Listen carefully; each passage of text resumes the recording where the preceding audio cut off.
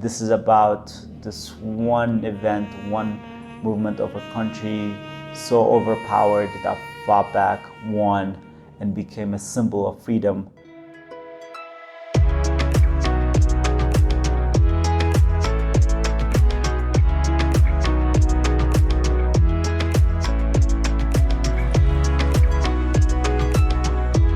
Hello guys, welcome back to Dejane Ethiopia Tours. My name is Dejane Hodes, and today we're going to talk about one of the most fascinating battles that happened in Ethiopian history. Even more than that, much bigger. Something that happened as a whole that started a much bigger movement of the African American movements, even in the US, the Black Pride, the glory back to the African glory and all that kind of stuff.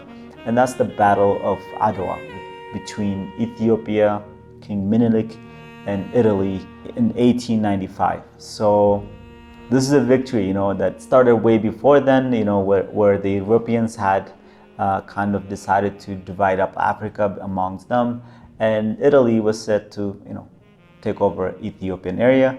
They took over the Eritrean area, which is the northern part of Ethiopia, and from there they started from the border with the Red Sea. They started moving inwards. Ethiopia had a devastating disease that kind of killed a lot of people during that time. So they took that opportunity to kind of divide and conquer the country. And within that, one of the people that they had diplomatic relations with, Menilek, which was a king of Shawa, southern part of Ethiopia, and he had a relationship with them because he needed a loan. Mainly because he was, he thought, and he was said to be second in line after Johannes IV, even though Johannes had a son that was going to take over, but Menilek definitely thought he should be king and was getting ready for that. And the only reason he wasn't trying or attacking Johannes during that time was he looked up to him as a father figure, so he was waiting until Johannes died to try to take over. So as that's going on, Italy was making relations and signing treaties with the different kings, sub-kings, because Johannes was the main king of Ethiopia, but each region had its own kings, as we talked about in previous episodes. So this is one of the treaties that they did with him.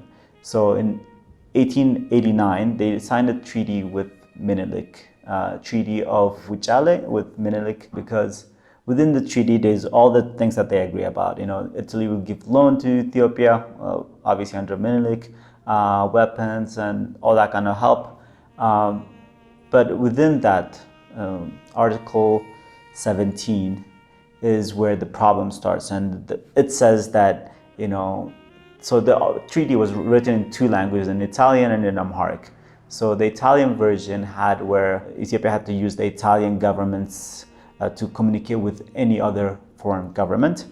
The Ethiopian side in Amharic had where Ethiopia could use the Italian government to help with communication with other governments. And this went on for a while, and Menilek didn't really realize that, by definition, the Italian side had Ethiopia became a protectorate of Italy and had to use the Italian government to have any communication stuff. So he did not like that. So that in 1893, he completely revoked that treaty and said they would not do that, and started getting ready for war, because that at the same time Italy had armies and people already settled in the Eritrean area. So when they started movements, Menilek started amassing his armies.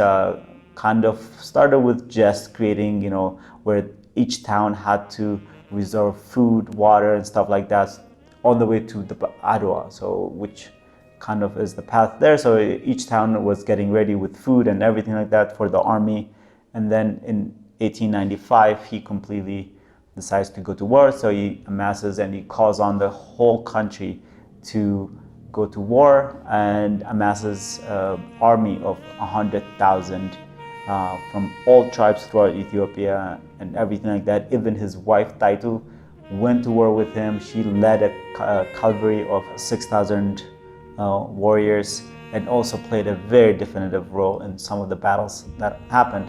And the whole thing was, he's saying that like this country and the foreign country is coming to invade our country, we must defend it no matter what. And that call to action brought everybody to go, and they had a very decisive battle. And Italy had about 20,000 soldiers, but they were well more equipped with weapons, machine guns, all that kind of stuff. Ethiopia did not have that.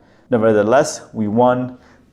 This victory not only became an independence thing for Ethiopia, pride for Ethiopia to keep its independence, the only African country to keep its independence by battle, is that Ethiopia became a symbol of freedom, of African power, or black power, or going back to its glory, not the slavery and not the colonization of every other African country has been colonized. So after Ethiopia won the battle, the other countries started to feel the freedom and started to protest, and the freedom riders like Marcus Garvey was one of them, W.E.B. Du Bois was one of them, Bob Marley.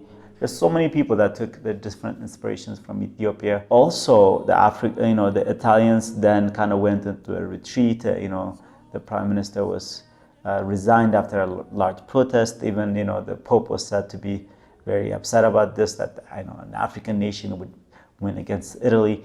So this whole thing, and then the other African countries started fighting back. I mean, Jamaica became one of the outcomes of this cry. And the different African countries throughout Africa that you can see that have some kind of similarity with the flag of Ethiopia is because of their independence, and is because of this war that said to them, you can do it, you can fight back, and you can win. For Italy, it was a devastating thing that even, they come back to Ethiopia about 40 years later in World War II and try to fight Ethiopia again. So we'll see that in another episode. But this is about this one event, one movement of a country so overpowered that fought back, won, and became a symbol of freedom, and the country that built its pride on it. So I hope you enjoyed this episode, and let us know what you think next year's. And before, if you want to travel to Ethiopia on this particular holiday, it's a national holiday, people parading, and all the footages that you saw on this thing were from an event this year, and it happens on March 2nd every year, the victory of Adwa. And I hope you join us for next year. My name is Dejane Hodes from Dejane Ethiopia Tours. Please subscribe, let us know what you think. If you have people or friends or anybody that's thinking about traveling to Ethiopia, send them this link, or somebody that might want to come to Ethiopia, send them this link. Thank you very much. Appreciate it.